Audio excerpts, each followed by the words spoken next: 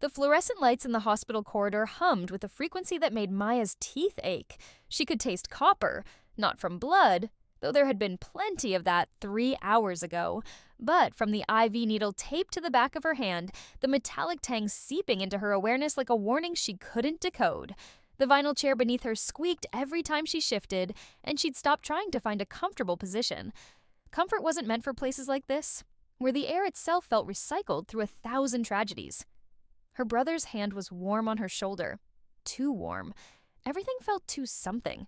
Too bright, too loud, too real in a way that made her skin crawl. "The detective wants to talk to you again," Marcus said softly. Maya closed her eyes. Behind her eyelids, she could still see it. The apartment door splintering inward, the look on Blake Morrison's face when he realized she wasn't alone, that Marcus had come home early. The textbook that had been in her hands, Fundamentals of Criminal Justice, ironic enough to make her sick, sailing through the air as she'd tried to shield herself. The sound of her wrist breaking had been quieter than she'd expected, almost polite, like a branch snapping under new snow. "Maya." Marcus squeezed her shoulder. "You don't have to do this right now." But she did. She knew she did, because in 6 hours, Blake's girlfriend would arrive. Savannah Chen, with her perfect ballet bun and her family's perfect reputation and her perfectly practiced expression of concern that never quite reached her eyes. Savannah, who had smiled at Maya in comparative politics last semester, who had borrowed her notes twice, who had said with such casual certainty, "Blake would never. You must have misunderstood." The detective, Reeves, his badge had said, approached with 2 cups of coffee. He had the kind of face that had seen too much and still bothered to care, which made everything worse somehow. Maya wanted him to be callous, wanted a reason to hate this process beyond the obvious. "Miss Torres," he set 1 cup beside her, steam curling upward like a question mark. "I know this is difficult." Difficult. The word sat between them, inadequate and flimsy. "Blake Morrison has a record," Reeves continued, settling into the chair across from her. The coffee in his cup rippled as he moved. "Nothing that stuck. 3 prior complaints, all withdrawn. 2 from other students. 1 from a woman he dated in high school." Maya's good hand clenched. "They all dropped the charges?" "Yes." "Why?" Reeves took a long breath, and in it Maya heard the answer. Pressure, influence. The Morrison family had money, the kind that built hospital wings and endowed professorships, the kind that made problems disappear. "I can't promise you this will be easy," Reeves said, "but I can promise we'll do this right, if you're willing to see it through." The taste of copper intensified. Maya thought about her scholarship, about the internship she'd just landed with the district attorney's office, about the carefully constructed future she'd been building brick by brick. She thought about Savannah's face, about the text messages that would come, about the way people would look at her in the halls. "I'll testify," she said. Marcus exhaled beside her. Reeves nodded slowly, something like respect flickering in his tired eyes. "Good. I'll need you to come to the station tomorrow to give a formal statement. Bring someone with you. Family, a friend, a lawyer if you want one." Tomorrow came with the weight of prophecy. Savannah arrived exactly when Maya had known she would, at 6:47 a.m., as the sun was turning the hospital windows into sheets of gold. She'd brought flowers, white roses, because of course she had. White for innocence, white for purity, white for the stainless version of Blake that existed only in her mind. Maya. Savannah's voice was soft, musical even. She'd done theater in high school, had that trained quality to her speech. "I heard what happened." "Oh, I'm so sorry." Maya studied her from the doorway of the hospital room where she'd been moved for observation. Savannah was 22, same as Maya, but she carried herself like someone playing at adulthood, like if she wore the right clothes and said the right things, no one would notice she was still a girl who believed in fairy tales. "Sorry it happened," or "sorry I got hurt," Maya asked. The flowers trembled slightly in Savannah's hands. "Both." Blake told me there was a misunderstanding, that you two were studying and things got confused." My wrist broke from confusion. Maya held up her casted arm. "He said you fell, that your brother came in and assumed—" "He shoved me into my desk." Maya's voice came out flat, mechanical. "After I told him to leave. After he put his hands on me." Savannah set the flowers on the side table with the careful precision of someone defusing a bomb. "Blake wouldn't do that. I know him. We've been together for 3 years. 3 years and you never noticed? Maya gestured at the bruises on her neck, still vivid against her brown skin. Never wondered about the other girls? Something flickered behind Savannah's eyes. There and gone, like a fish darting beneath murky water. Knowledge, maybe, or the stubborn refusal of it. Those girls were lying, Savannah said, but her voice had lost its music. Blake's family has money, people see an opportunity. I don't want his money, I want him arrested. The air in the room changed, contracted. Savannah's perfectly composed face began to crack at the edges. Maya, please, think about what you're doing. Blake has a future. He's supposed to start at Morrison and Hale in the fall, his father's firm. If you press charges, if this goes public, he'll face consequences for assaulting me. You'll destroy his life over a misunderstanding. Maya laughed, a harsh sound that hurt her bruised ribs. He destroyed mine over an erection. Savannah flinched. That's crude. Rape tends to be. Don't call it that. Savannah's voice pitched higher, desperate now. Don't use that word. Blake made a mistake. He misread signals. I said no. Multiple times. There's no misreading that. Savannah moved closer, and Maya could smell her perfume. Something floral and expensive that probably cost more than Maya's textbooks. Please, she said, and now the tears came, perfect and crystalline. I'm begging you, drop the charges. Blake's family is willing to cover your medical bills, your therapy, whatever you need. They'll make sure you're taken care of. But if you go through with this, if you testify, She paused, swallowed. My father knows people. At the university. At the DA's office where you're supposed to intern. There it was. The threat wrapped in concern, the blade hidden in the bouquet. Are you seriously threatening my career to protect your rapist boyfriend? He's not. Savannah's voice broke. He's not a rapist. He's not. We're engaged, Maya. I'm going to marry him. We're supposed to have a life together. Please don't take that away from me. Maya stared at her, at this woman who would set herself on fire to keep a monster warm. Get out. Maya, get out. Savannah left the flowers. Maya threw them in the trash as soon as the door closed. The detective's office smelled like burnt coffee and old paper. Maya sat across from Reeves 3 days later, her statement typed and waiting for her signature. Marcus sat beside her, his presence a solid wall at her back. You should know, Reeves said, that the Morrisons have retained Gerald Vance. Marcus swore softly. Who's that? Maya asked. Criminal defense attorney, high profile. He specializes in making cases disappear. Reeves tapped his pen against the desk, a nervous rhythm. I'm not trying to scare you. I'm trying to prepare you. This won't be easy. Nothing about this has been easy. Fair point. Reeves slid the statement across the desk. Once you sign this, it's official. The DA will move forward with charges. Are you ready? Maya picked up the pen. The cast on her wrist made her grip awkward, childish. She thought about the other girls, the ones who'd withdrawn their complaints. She wondered if they'd sat in rooms like this, felt the same weight pressing down on their shoulders. She signed. The messages started that night. Unknown number. You're making a mistake. Unknown number. Blake has friends. You should think about that. Unknown number. Lying bitch. Hope you're ready for everyone to know what you really are. Marcus wanted to call the police. Maya deleted them instead, one after another, watching the words disappear as if that could make them less real. At 2 a.m., a brick came through her apartment window. At 3 a.m., someone spray-painted liar across her door. At 4 a.m., Maya stopped sleeping. Professor Hastings called her into his office on a Tuesday. He was the head of the Criminal Justice Department, the one who'd written her recommendation for the DA internship. His office was lined with books, their spines cracked from use, and normally Maya found the space comforting. Not today. Miss Torres. He didn't invite her to sit. I've heard about the situation with Blake Morrison. The assault, you mean? The alleged assault. He said it gently, like the qualifier made it better. I want you to know that the university supports you completely. We have resources available, counseling, academic accommodations if you need them. Thank you. However, the word hung between them like an axe. I also want you to be aware of the complexities involved. The Morrison family has been generous to this institution. Blake's grandfather endowed 3 chairs in the law school. His father funds our mock trial program.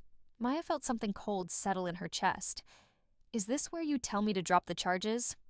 I would never presume to tell you what to do in a personal matter. Professor Hastings folded his hands on his desk.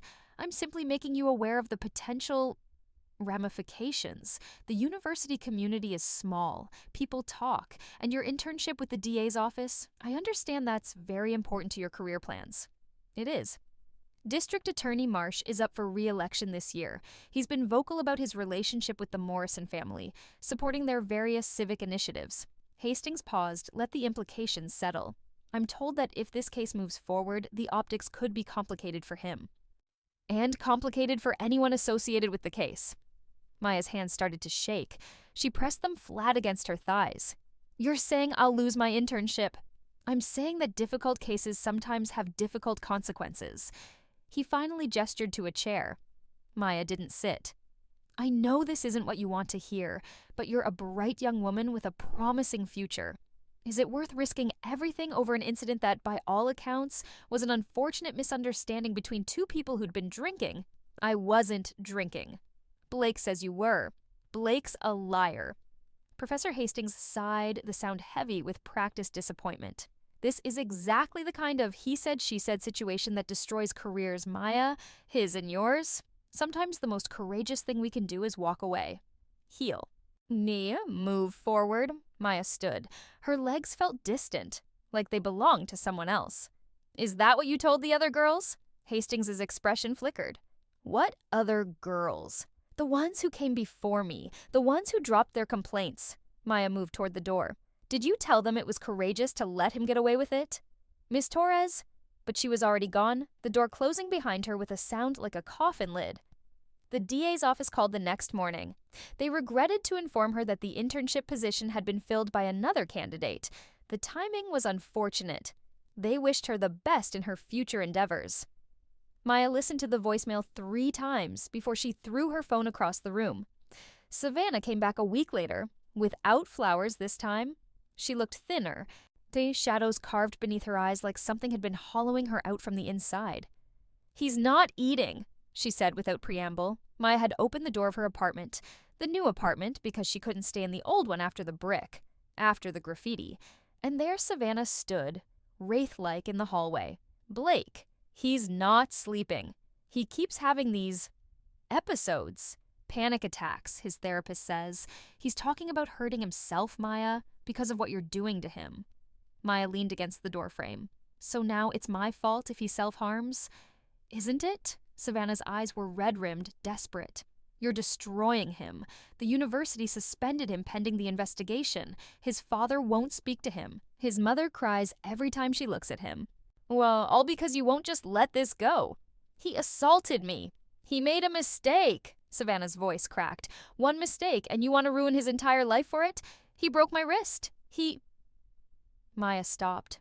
Because the other things, the things that had happened before Marcus came home, were too heavy to speak aloud to this woman who would only weaponize them. You know what he did. You know, and you don't care. I care about Blake. Savannah wrapped her arms around herself. I love him. And love means forgiveness, Maya. It means understanding that people fuck up sometimes. It means not destroying them when they need help. He needs prison. He needs therapy, treatment, a chance to make amends. Savannah took a step closer. My father spoke to the university president. If you drop the charges, they'll reinstate your internship. Professor Hastings will write you a new recommendation. You can have your future back. In exchange for giving Blake his. In exchange for doing the right thing. Maya laughed, a sound like breaking glass. Get out of my apartment, Savannah.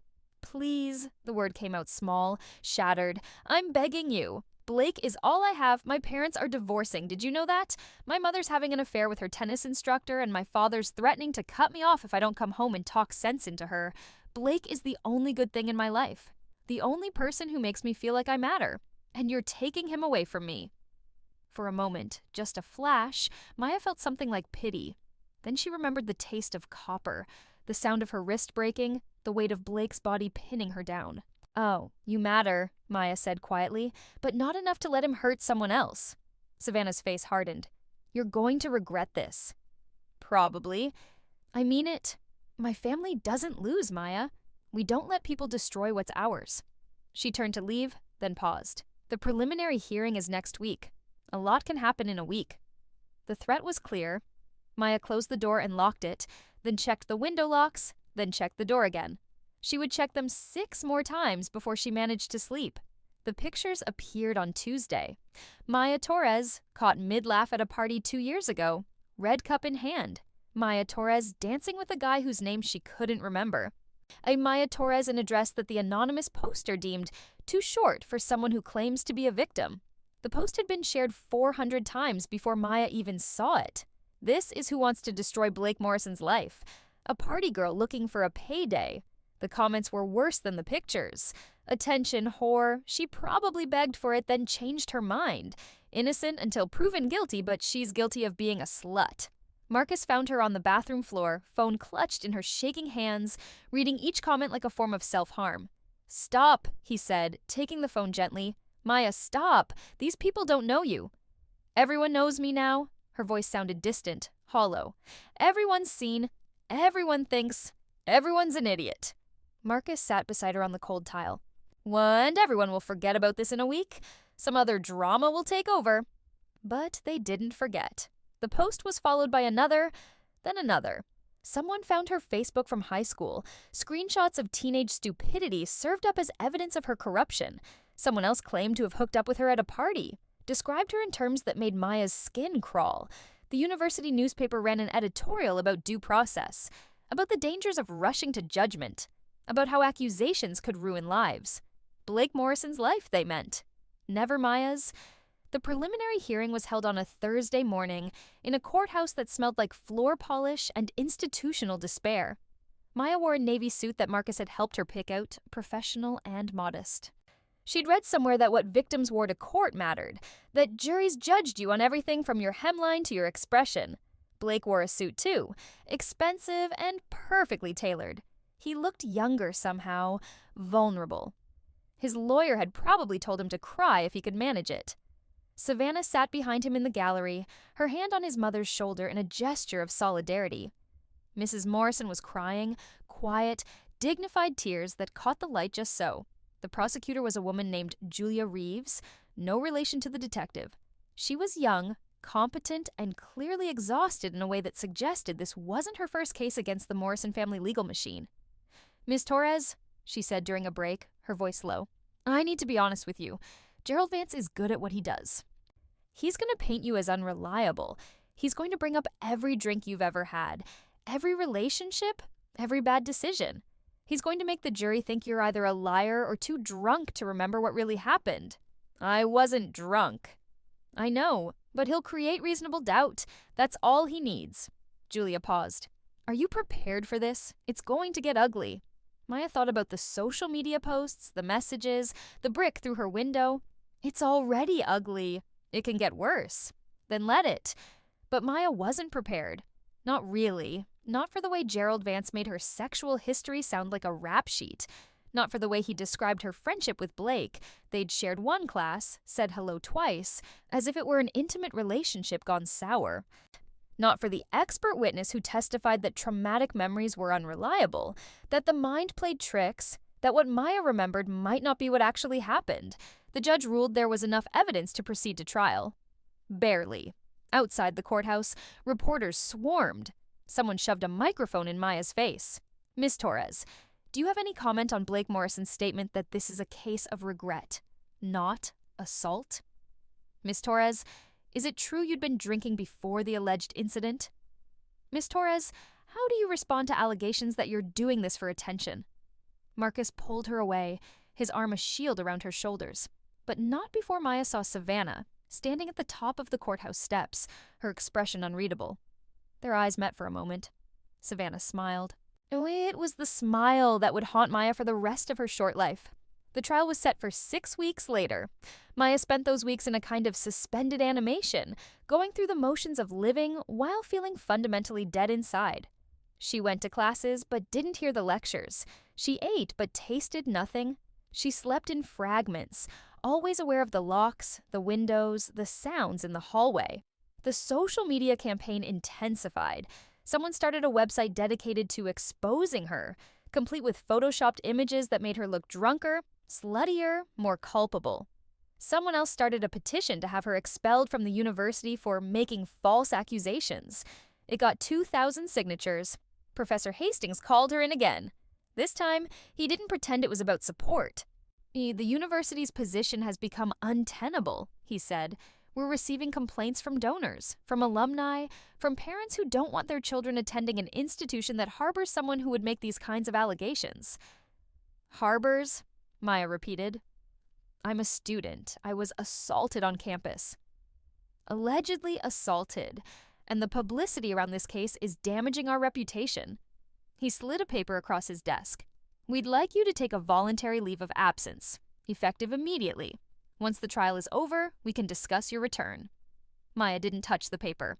And if I refuse, then we'll be forced to pursue other options. Academic integrity violations, code of conduct issues. Oh, we'll find something. You're expelling me for being assaulted. We're asking you to take a break during a difficult time. Maya stood. The room tilted slightly, or maybe that was just her. Blake gets to stay. Blake has also taken a leave of absence. Voluntarily? Hastings didn't answer. Maya took the leave. What choice did she have? The trial began on a Monday in October. The leaves outside the courthouse were turning rust and gold against a sky the color of old bruises. Maya wore the same navy suit. It felt like armor that wouldn't hold. The jury was seated.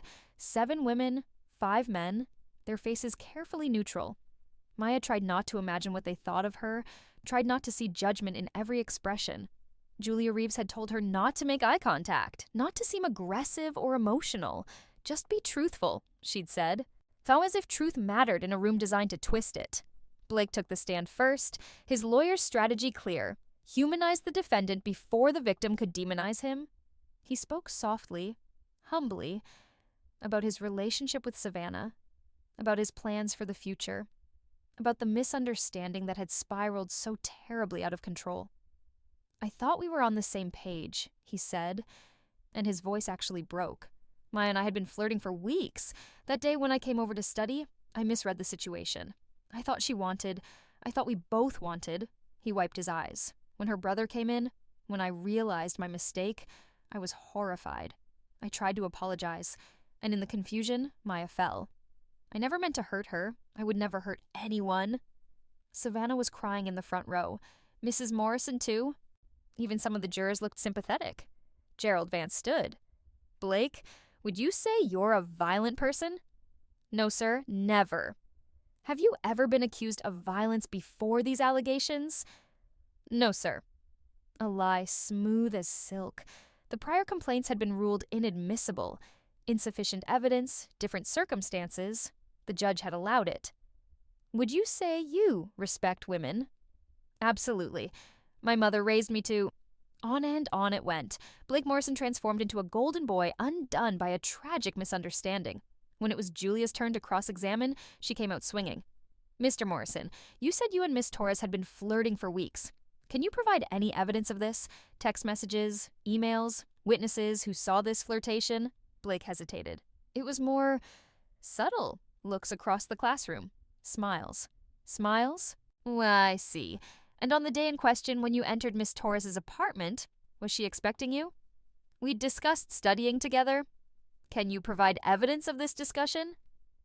It was verbal, in passing. How convenient. Julia's tone was sharp. Mr. Morrison, you claim Miss Torres fell during a confusion when her brother entered. How do you explain the bruising on her arms consistent with restraint? The defensive wounds on her hands? The fact that her door had to be kicked in because you'd locked it from the inside? Gerald Vance objected. Leading the witness, the judge sustained. Julia tried another approach. You locked the door? For privacy. From whom? I don't know. It was just automatic. Automatic to lock yourself in a room with a woman who you now claim didn't want you there? Objection. Argumentative. Sustained.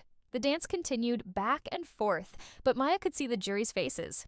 They weren't convinced. Blake's tears and Savannah's devotion and his expensive suit had done their work. When Maya took the stand, she felt the weight of the courtroom like a physical thing. Every eye on her, every breath measured. Julia walked her through the events carefully, methodically. Maya described the afternoon, the way Blake had shown up uninvited, the way he'd pushed past her into the apartment, the way he'd locked the door. Tell the jury what happened next, Julia said gently. Maya's hands were shaking. She gripped the sides of the witness box. He started touching me. I told him to stop. I said no multiple times. He didn't listen. What did you do? I tried to push him away. Whoa. I had a textbook in my hands and I tried to use it to create distance. He grabbed my wrist and twisted it. I heard it break. Then what happened? He pushed me against my desk. He had his hands on my throat. I couldn't breathe. I thought I was going to die. Maya's voice cracked. Then Marcus came home. He heard me screaming. He kicked down the door. What did Blake do when your brother entered? He ran. He jumped out the window. We're on the ground floor. And he ran. Julia nodded. No further questions. Gerald Vance stood, and Maya watched her assault transform into fiction. Miss Torres, you claim you told Mr. Morrison no multiple times. Yet there's no evidence of a struggle beyond the broken wrist, which could have occurred any number of ways. Why didn't you scream earlier? Why didn't you try to leave? I was scared. He was blocking the door and... You were scared, but you didn't scream until your brother arrived home? Convenient timing. Objection! Withdrawn. Vance smiled, thin and sharp. Miss Torres, you testified that you'd never encouraged Mr. Morrison's attention. Yet, we have witnesses who say they saw you laughing with him in class, smiling at him in the hallway. That's called being polite. Or flirting, depending on one's interpretation. He pulled out a photo, one of the ones that had been circulating online. Maya at a party, dancing, laughing.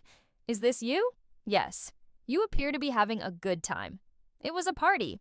A party where by multiple accounts you were drinking heavily and dancing suggestively with several men. Objection. Relevance?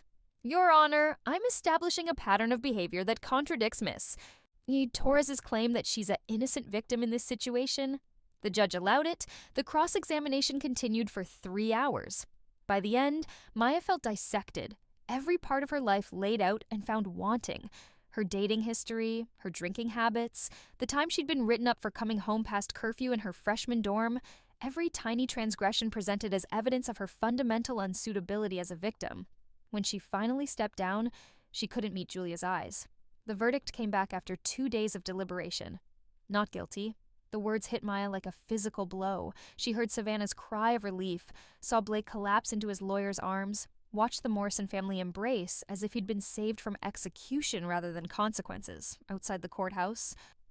Blake gave a statement about forgiveness and moving forward, about how this had been a learning experience for everyone, about how he hoped Maya could find peace. Savannah stood beside him, her hand in his, her smile radiant.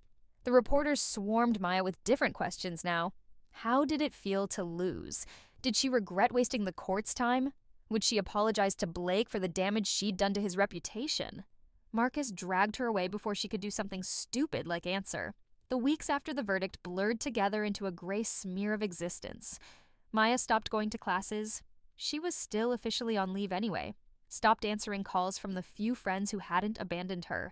Stopped pretending there was a future worth planning for.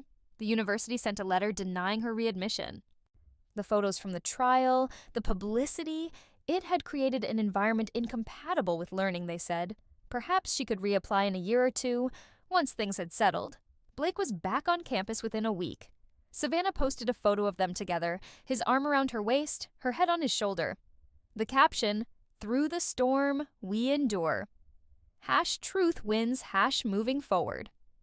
It got 3,000 likes. Maya started drinking.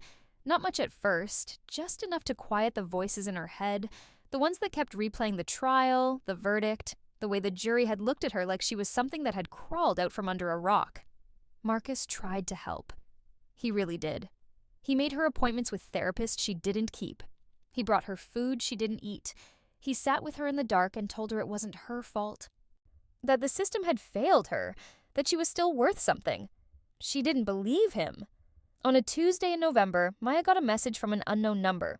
Just a photo, Blake and Savannah dressed up for some formal event, looking perfect, looking happy, looking like people who hadn't destroyed someone's life and gotten away with it. The caption, "Living our best life. Hope you're doing well." XO. Maya stared at the message for a long time. Then she opened a bottle of sleeping pills. Marcus found her 3 hours later, unconscious on the bathroom floor.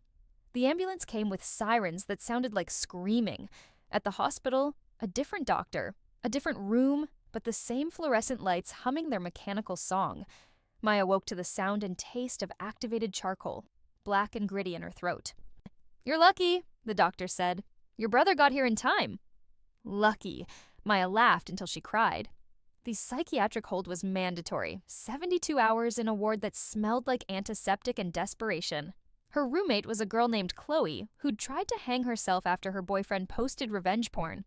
They didn't talk much, but sometimes they sat together in the common room, united in their inability to survive men's cruelty. On the second day, Savannah came to visit. Maya almost didn't believe it when the nurse said she had a visitor. Marcus had been there that morning. She wasn't expecting anyone else. Savannah looked different, thinner if that was possible. There was something brittle about her now, like she was held together with wire and will. "I heard what happened," Savannah said. So sitting across from Maya in the visiting room, "I wanted to make sure you were okay." "Did you?" Maya's voice was flat. "I know you probably hate me, but I needed to see you." Savannah twisted her hands in her lap. "The photo, the one that was sent to you, that wasn't from me." "Does it matter?" "It was Blake's idea. He thought it would be funny. A joke, he said." Savannah's voice was barely audible. "I told him it wasn't, that you'd been through enough. We fought about it." Maya felt nothing. It was almost peaceful, the numbness. "Why are you telling me this?" "Because I'm starting to think—" Savannah stopped, started again. "He hit me last week. Blake. We were arguing about something stupid. I don't even remember what. And he just... The way his hand was around my throat before I could process what was happening." The words hung in the air between them. "He apologized after," Savannah continued. "He cried. He said he didn't know what came over him. That the stress from the trial, from everything, it had made him lose control. He promised it would never happen again." "But it will," Maya said. "I know." Savannah's eyes filled with tears. "I know, and I'm still going to marry him. I'm still going to convince myself it was a one-time thing. I'm still going to choose him over myself, over you, over everything, because I'm a coward, Maya. I'm a fucking coward, and I'm sorry." Maya looked at this woman who had destroyed her life to save a monster. She wanted to feel anger, hatred, anything, but there was just the hollow space where her emotions used to be. "You should leave," Maya said. Savannah nodded, standing slowly. "For what it's worth, I believe you now. I believe everything you said. And I'm sorry I didn't believe you before." "Your belief doesn't undo what happened." "I know." Savannah moved toward the door, then paused. "He's going to kill me eventually. Blake. I can feel it. And when he does, I hope someone believes that victim more than I believed you." She left before Maya could respond. They released Maya after the 72 hours with a prescription for antidepressants and a referral to outpatient therapy. Marcus picked her up, his face gray with worry and exhaustion. "I'm sorry," Maya said in the car. "Don't be sorry, just stay, okay? Stay alive." She wanted to promise him she would. The words wouldn't come. The weeks crawled by. Thanksgiving came and went. A dinner Maya couldn't taste. Marcus tried to be cheerful, tried to maintain normalcy, but they both knew it was a performance. In December, it started snowing. Maya watched from her window as the city transformed into something clean and white, temporarily beautiful. On December 15th, Blake and Savannah got engaged. The announcement was everywhere. Facebook, Instagram, the local paper. Morrison Chen wedding to unite two prominent families. There were photos of the ring, enormous and obscene, photos of them kissing beneath mistletoe, photos of their perfect, unblemished future. Maya read the announcement sitting on her bathroom floor, a bottle of vodka in her hand that she didn't remember opening. She thought about Savannah's words. "He's going to kill me eventually." She thought about the other girls, the ones before her, the ones who'd tried and failed to stop him.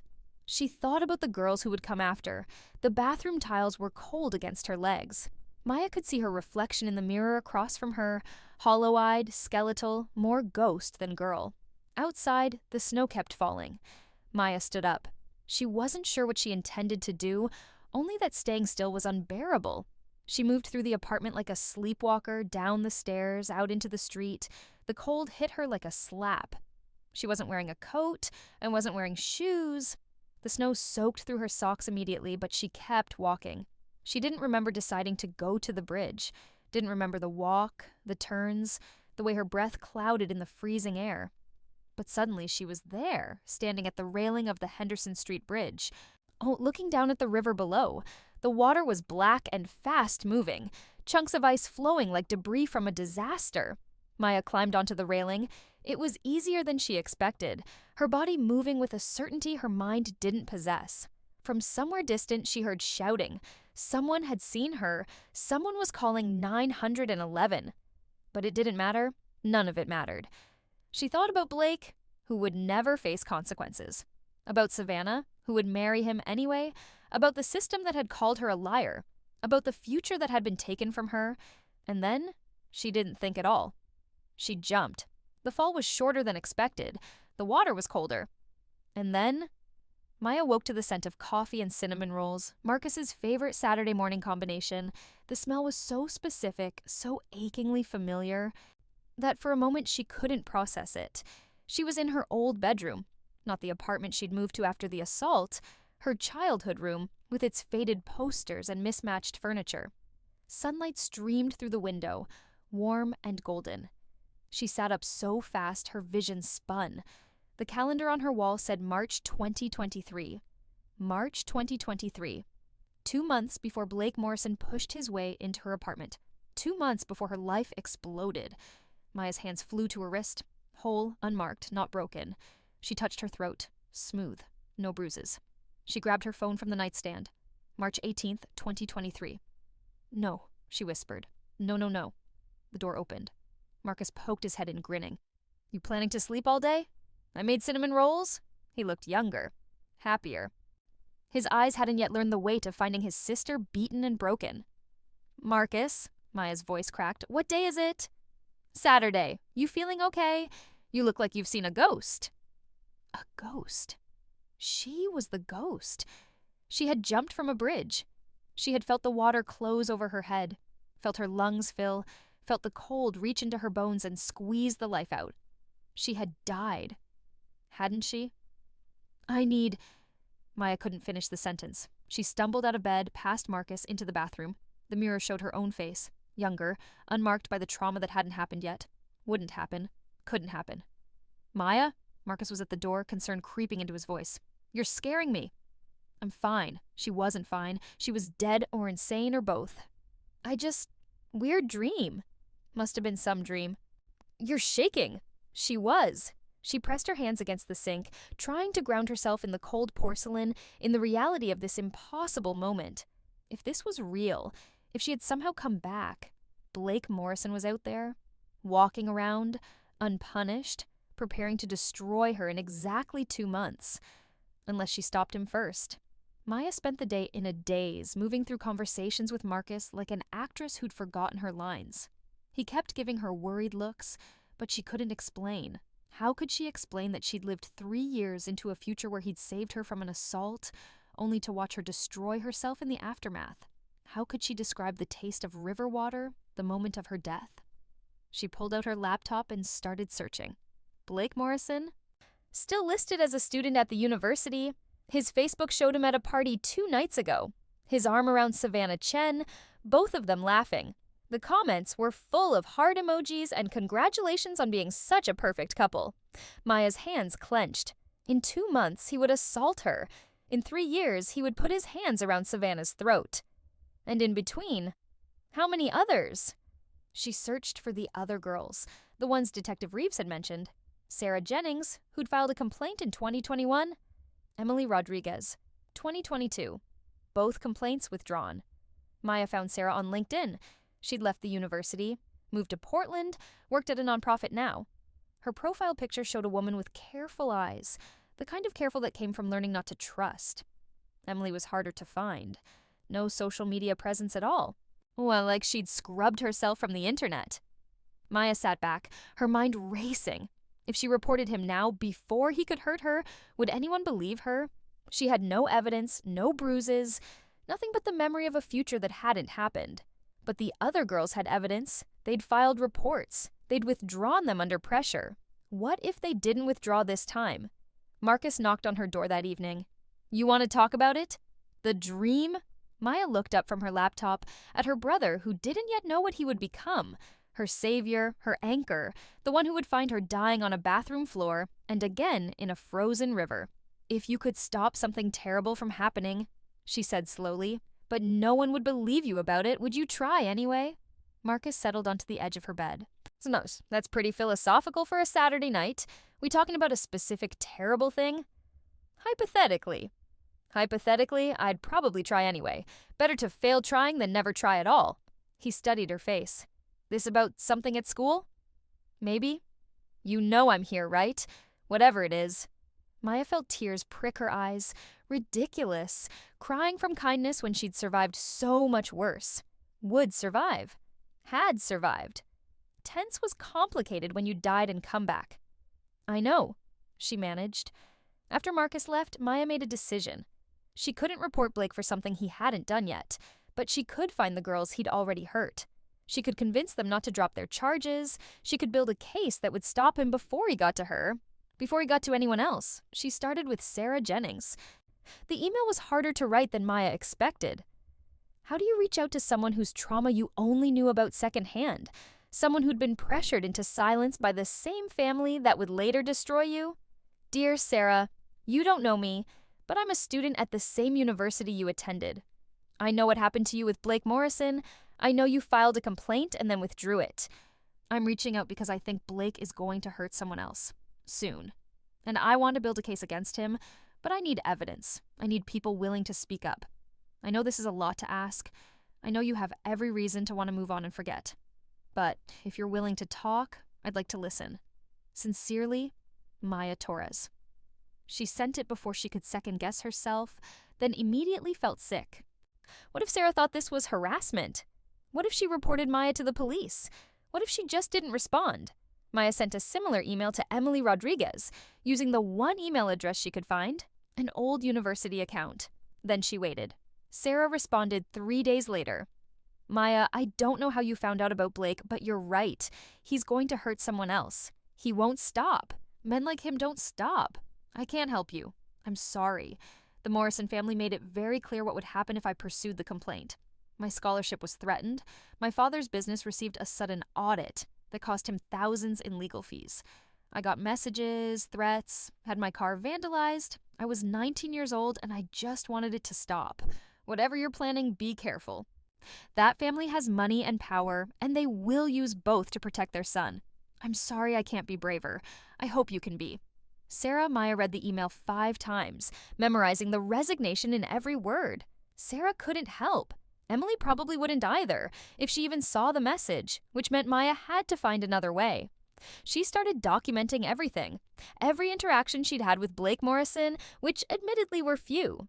They'd shared one class, Introduction to Criminal Justice, where they'd been assigned to the same group project. Maya had been friendly but professional. Blake had been charming, attentive in a way that felt a little too intense but not quite crossing a line. She scrolled through her old messages, looking for anything from that time period. Found one. Blake Morrison. "Hey, so wanted to say thanks for covering my part of the presentation when I had that family emergency. You're a lifesaver." Maya. "No problem. Hope everything's okay." Blake. "All good now. Let me buy you coffee sometime to make up for it." Maya. "Don't worry about it really." And that had been it. She'd declined, moved on, forgotten about it. But Blake hadn't forgotten. In 2 months, he would show up at her apartment claiming they'd planned to study together, would claim they'd been flirting, that she'd encouraged his attention. And because Maya had been friendly, because she'd smiled and helped with the presentation and been a normal, polite human being, half the jury would believe him. Maya screenshot the messages, saved them in a folder labeled Evidence. Then she started going through her calendar, marking every interaction, or every class they'd shared, building a timeline that proved she'd never encouraged him. It felt futile. How do you prove a negative? How do you prove you didn't flirt, didn't invite, didn't want it? But she had to try. On March 28th, Maya saw Blake and Savannah in the campus coffee shop. They were tucked into a corner booth, Savannah's laptop open between them, working on something together. Blake said something that made her laugh, then leaned across the table to kiss her cheek. They looked happy, normal, like any young couple balancing school and romance and dreams of the future. Maya watched from across the room, remembering Savannah's hollow eyes in the hospital visiting room. He's going to kill me eventually. She pulled out her phone and started recording. Not sure what she was documenting, but feeling compelled to capture this moment. The before. The innocence that was really ignorance. Savannah looked up, caught Maya watching. She smiled, gave a little wave. Maya waved back, her throat tight. In 7 weeks, this woman would come to the hospital with white roses and accusations, would beg Maya to drop charges against the man who was currently making her laugh, would choose him over justice, over safety, over her own survival. Unless Maya could change it. But how? The idea came to her at 3 a.m., the way most desperate plans did. If she couldn't build a case against Blake before he assaulted her, and she couldn't convince the previous victims to come forward, maybe she could prevent the assault entirely. Not by reporting him. She had no grounds yet. But by making sure he was never alone with her. By changing the circumstances that would lead to that afternoon in May. She pulled up her calendar. May 20th, 2023. The day it happened. She'd been home alone, studying for finals. Marcus had been at work. Blake had shown up uninvited. So Maya needed to make sure she wasn't alone that day. Simple. Except it wasn't simple, because preventing one assault wouldn't stop Blake from finding other victims. It would just delay the inevitable. Unless the inevitable could be avoided entirely. Maya pulled up Blake's social media, scrolling through months of posts, parties, football games, pictures with Savannah, and interspersed throughout. Comments from other girls, likes, tags. A pattern of attention-seeking, of charm deployed like a weapon. She recognized some of the names from campus, started making a list. If she couldn't stop Blake alone, maybe she didn't have to be alone. The next day, Maya started talking to other women. Not about Blake specifically. Not yet. Just conversations, building connections, paying attention to the casual mentions of uncomfortable situations, weird vibes, guys who didn't take no for an answer. A girl named Jessica mentioned a party where she'd woken up with her clothes disheveled and no memory of the night. Blake Morrison was there, she said, frowning. I remember he was being super helpful, getting me water, making sure I was okay, but then nothing. I can't remember anything after midnight. Maya's blood went cold. Did you report it? Report what? That I drank too much and made bad decisions? Jessica laughed bitterly. Besides, Blake's a good guy. He's always helping people out at parties. Calling Ubers, getting water. Savannah's lucky to have him. A good guy? The same words that would later be used to discredit Maya's accusations. Would you be willing to talk to other girls who've had similar experiences? Maya asked carefully. Maybe see if there's a pattern? Jessica looked at her strangely. Why? Do you know something? I'm just trying to understand. That's all? It was a lie, but it was a lie that might save someone's life. By mid-April, Maya had connected with 6 women who'd had uncomfortable experiences with Blake Morrison. None of them thought they'd been assaulted. He was too careful for that, too good at maintaining plausible deniability. But they'd all felt uneasy around him, had all noticed the way he'd zeroed in on the drunkest girl at a party, offered to help, positioned himself as a white knight. We should do something, Jessica said at their 3rd meeting in a study room in the library. If he's really, we can't just let him keep doing this. Do what? Another girl, Amber, asked. We don't have proof of anything, just bad vibes. Bad vibes that 6 different women have independently experienced, Maya pointed out. It won't matter. You know it won't. This from Lee, who'd woken up in Blake's dorm room once with no memory of how she got there. His family donates to this school. They have buildings named after them. You think anyone's going to believe us over him? The conversation was depressingly familiar. It was the same wall Maya had hit in her first life. The same institutional protection that made predators untouchable. But she also had something none of these women had. She knew exactly what Blake was capable of. She'd lived it. Died from it. What if we didn't try to convince the university? Maya said slowly. What if we convince Savannah? The room went quiet. You want to tell his girlfriend that he's a predator? Jessica looked skeptical. She'll never believe us. Maybe not now, but if we plant seeds, make her aware, make her pay attention. Maya trailed off. She was thinking about Savannah in the hospital, her admission that she'd chosen blindness. She loves him, but everyone has limits. This feels like a terrible idea, Amber said. You have a better one? No one did. The approach to Savannah had to be subtle. They couldn't just confront her with accusations. Maya had tried that in her first life, and it had only made Savannah defensive. Instead, they needed to make her question, to wonder, to see what she'd been trained not to see.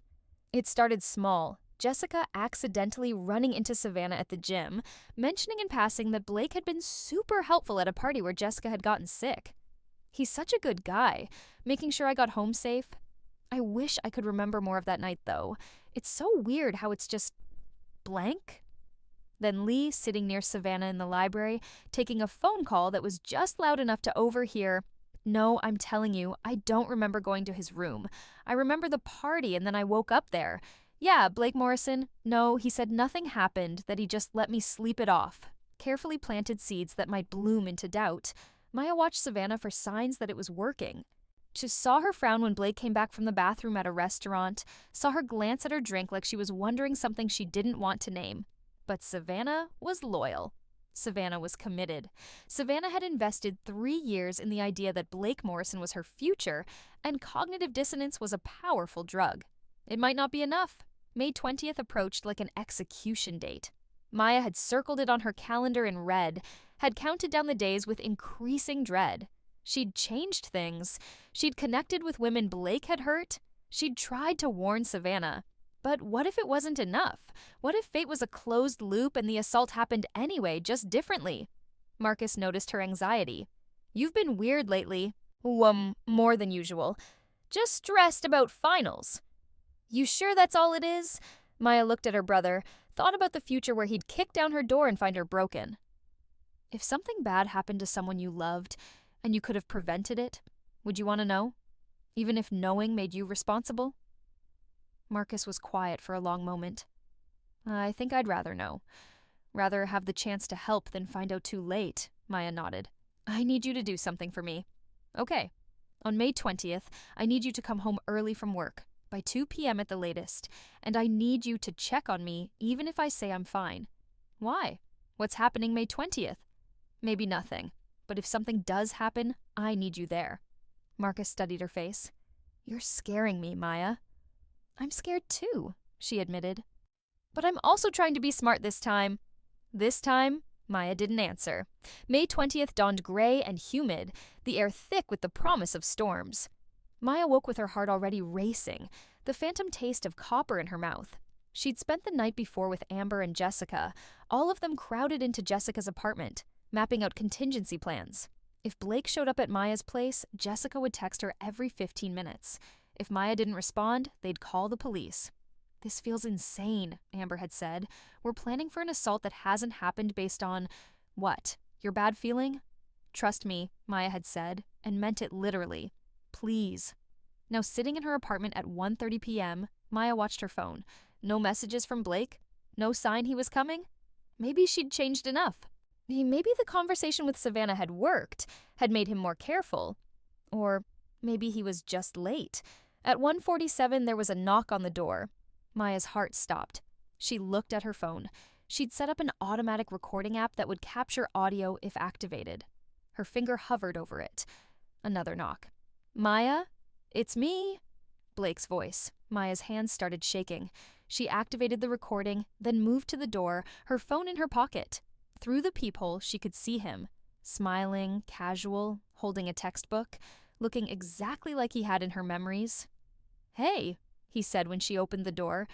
Just a crack, the chain still engaged. I was in the neighborhood and thought we could study for the criminal justice final. You always take the best notes.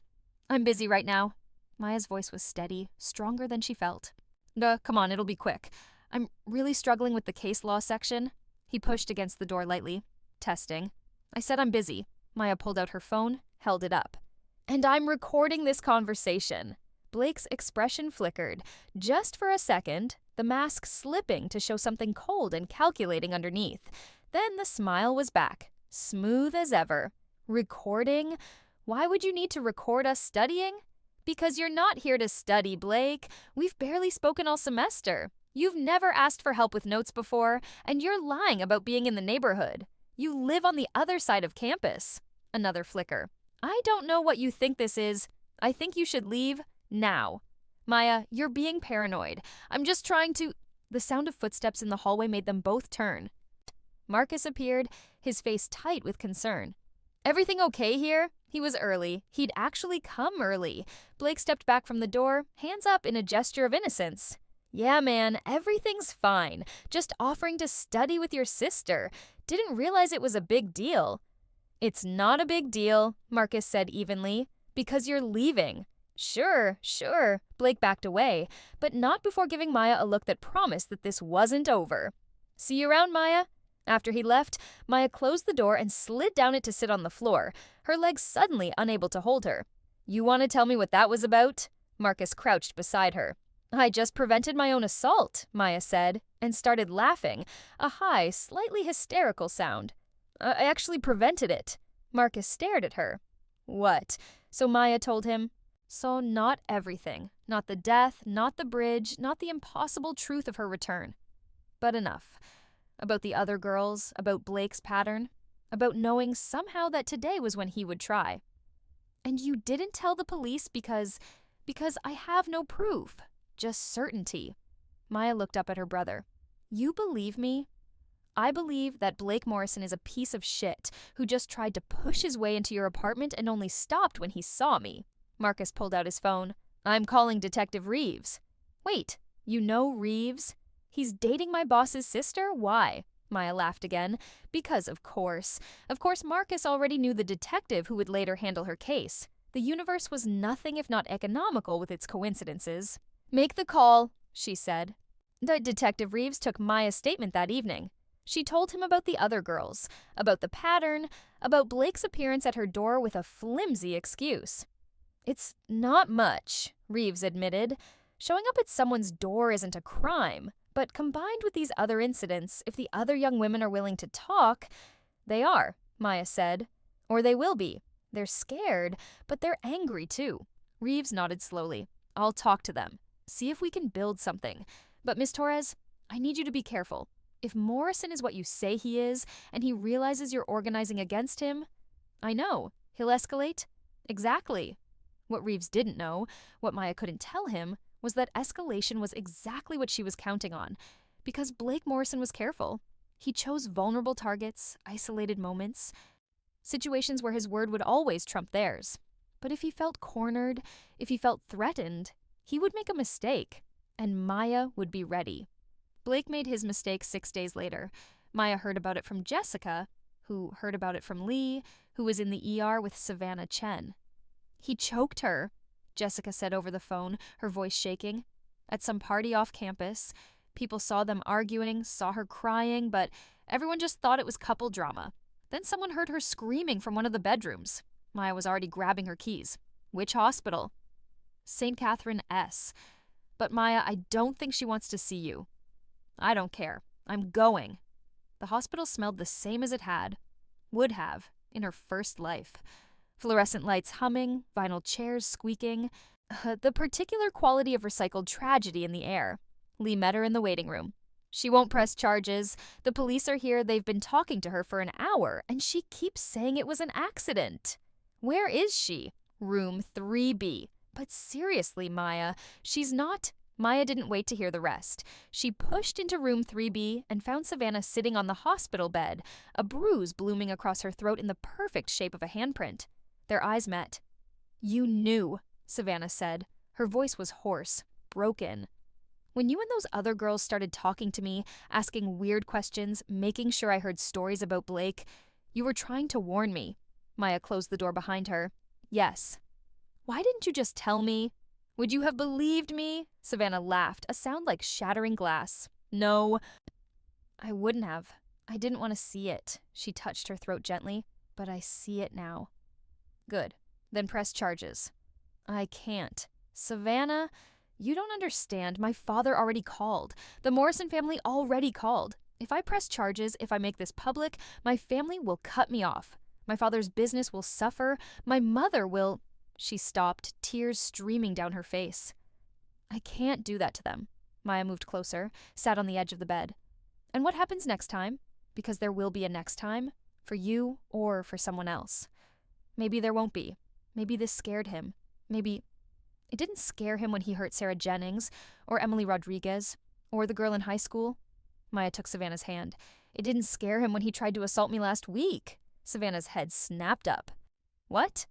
So Maya told her about Blake showing up at her apartment, about the recording she'd made, about Marcus arriving just in time. "That's why you knew," Savannah whispered. "That's why you were trying to warn me. He went after you first. He went after a lot of people first. You're just the first one he couldn't hide." Savannah was quiet for a long time. The police detective said 6 other women have come forward, that they're building a case even without me. "Reeves, he's good. He'll do everything he can." Maya squeezed Savannah's hand. "But it would be stronger with you. You're the one people know about, the one Blake can't discredit as a jealous ex or a gold digger or a liar." "He'll still try." "Of course he will. His family will destroy you. Probably me too. Everyone who speaks up." Maya's voice hardened. "But at least we'll have spoken." Savannah looked down at their joined hands. "In another life," she said slowly, "if this had played out differently, if Blake had hurt you instead of me, would I have believed you?" It was such a specific question, phrased in such a particular way that Maya wondered if somehow Savannah could feel it, the echo of that other timeline, the ghost of who they'd been. "No," Maya said honestly, "you wouldn't have. You would have chosen him, protected him, and it would have destroyed us both. But not this time? Not this time?" Savannah nodded once, then called the detective back into the room. "I want to press charges," she said, her voice stronger now. "I want to tell you everything." Detective Reeves pulled out his notebook, and Maya squeezed Savannah's hand one more time before stepping out to give them privacy. In the hallway, Lee and Jessica were waiting. "Did she?" Lee asked. "She's pressing charges." They exhaled in unison, relief and terror mixed together. "The Morrison family is going to come for all of us," Amber said. She'd arrived at some point, looking pale but determined. "Probably," Maya agreed. "So what do we do?" Maya thought about the first time, about how isolated she'd been, how easy it had been for the Morrisons to pick her apart. But this time was different. This time, she had allies, had evidence, had a victim the public would sympathize with, Blake's own girlfriend, the woman who should have been safe with him. "We fight," Maya said. "Together." The media circus started within hours. Blake Morrison, golden boy from a prominent family, arrested for assaulting his fiancée. The story had everything: money, violence, betrayal, privilege. The Morrison family responded with their usual playbook: Gerald Vance on retainer, statements about Blake's character, insinuations that Savannah was unstable, attention-seeking. But this time, the playbook hit resistance. Sarah Jennings called Maya 3 days after Blake's arrest. "I saw the news about Savannah, and I've been thinking. You asked if I'd be willing to talk about what Blake did to me. You don't have to. I know, but maybe I want to." Sarah's voice shook slightly. "Maybe I'm tired of being scared." Emily Rodriguez called next. Then 2 more women Maya had never even contacted who'd seen the news and recognized their own stories in Savannah's bruises. Detective Reeves worked tirelessly, building a case that grew stronger by the day. The prosecution was enthusiastic in a way they never had been in Maya's first life. This wasn't a he said, she said about a misunderstanding. This was assault with witnesses, with photographs, with a pattern too clear to deny. Blake's bail was set at $500,000. His father paid it within an hour. The backlash was immediate and vicious. The Morrison family's PR machine went into overdrive, painting Savannah as a scorned woman, Blake as a victim of a gold digger's machinations. The social media campaign was brutal. Photos of Savannah at parties, claims she'd been cheating, suggestions she'd orchestrated the whole thing for attention. But this time, the women pushed back. Maya, Jessica, Lee, Amber. They all posted their stories. Not graphic details, but enough. Enough to show a pattern, enough to make people question. Professor Hastings called Maya into his office again. Different timing, same script. "Ms. Torres, the university is receiving pressure regarding your involvement in the Morrison case." "My involvement in organizing victims to come forward, you mean?" "Your involvement in what some are calling a coordinated attack on a student's reputation." Hastings folded his hands on his desk. "The Morrison family has made it clear that they view this as harassment." "And what does the university view it as?" "We're concerned about the situation, about the way this reflects on our institution." Maya stood. "Then be concerned about the fact that you let a serial predator operate on your campus for years. Be concerned that 3 women reported him, and you did nothing. Be concerned that you're more worried about donor money than student safety. That's not fair." None of this is fair, Professor, but at least this time it's not just me being destroyed alone. She left before he could respond. The preliminary hearing was different this time. More evidence, more witnesses, more certainty. Gerald Vance tried his usual tactics, but they fell flat against the weight of 7 women's testimonies, all describing the same pattern of behavior. The judge ruled that Blake Morrison would stand trial for assault, attempted sexual assault, and a host of other charges. Blake's face, when the decision was read, showed no emotion, but his eyes found Maya in the courtroom, and in them, she saw rage. Good, she thought. Let him be angry. Angry people made mistakes. The trial date was set for September. Maya spent the summer studying, trying to reclaim some normalcy while living in the eye of a hurricane. Savannah had moved back in with her mother after her father's business survived the initial fallout. Turned out the Morrisons' influence wasn't as absolute as they'd believed. She and Maya met for coffee occasionally, an unlikely friendship forged in shared trauma. "I keep thinking about what you said," Savannah told her in July, sitting in a cafe far from campus. About another life. It was such a strange thing to say.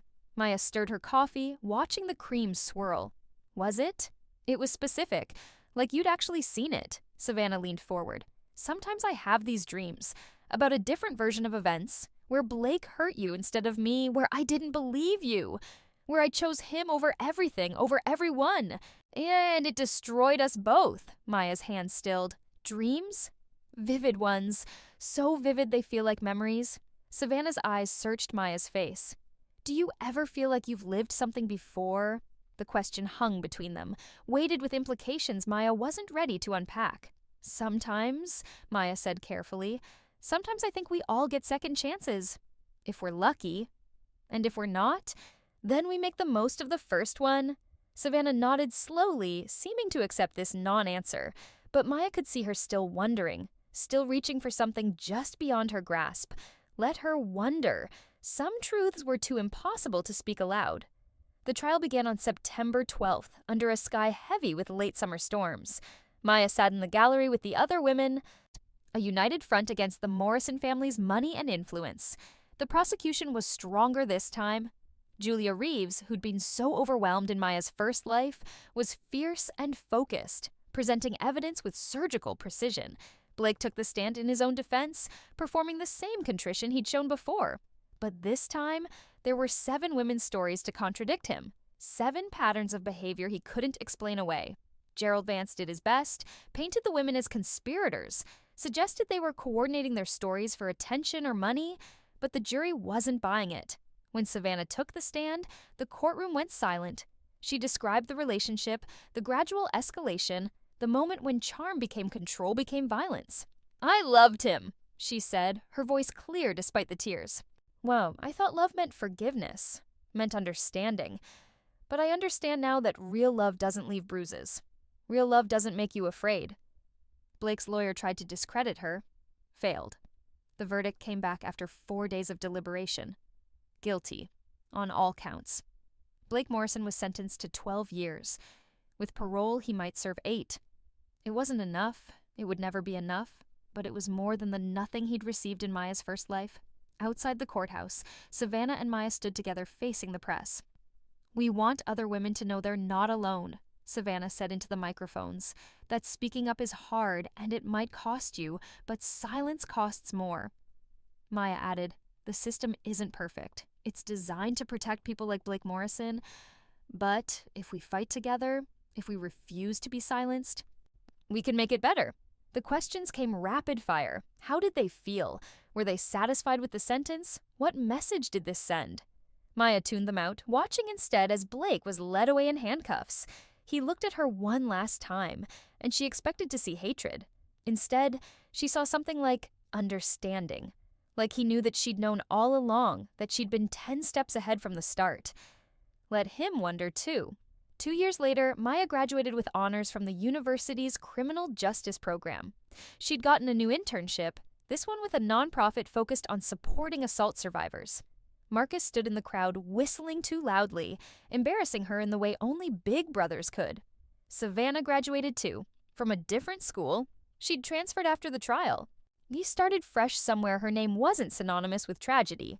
They still texted regularly, occasionally met up for coffee and conversation that had grown easier with time. The other women had moved on too.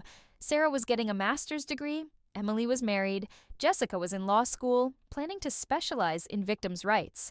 Professor Hastings had quietly retired after an investigation into how the university had handled prior complaints against Blake. The criminal justice department had new leadership, new policies, new awareness.